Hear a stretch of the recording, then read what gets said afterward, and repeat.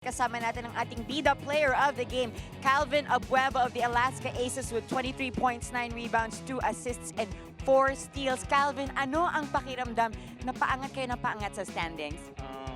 Siyempre, nung last game namin against Tokentex, masyado na kumpiyansa kami. Siyempre, ngayon at 17 days or 18 days break bago prepare dito sa Star. Kaya masyadong maba yung break namin. Kaya pinagpatuloy pa rin namin yung kung ano yung depensa namin sa gagawin nilang opensa sa amin. And dahil nga bungi itong lineup ninyo, ano dapat ang kailangan yung gawin na adjustment sa mga susunod na games dito sa elimination round?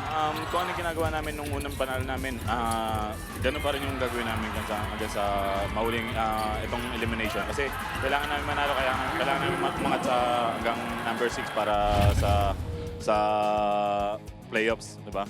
Kaya kailangan namin yung more on game pa namin, game winning namin yung gagawin na depensa.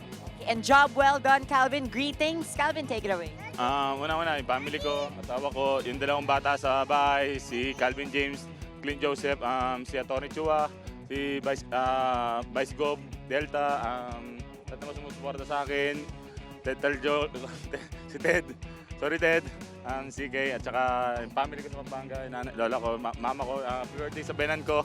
Ngayon, kasama ko at sa lahat na sumusuporta sa akin, yung brother ko nandyan. Thank you sa mga fans. Tama sana. There you go, the beast, Calvin Abueva. Congratulations. Siya po ang ating bida player of the game.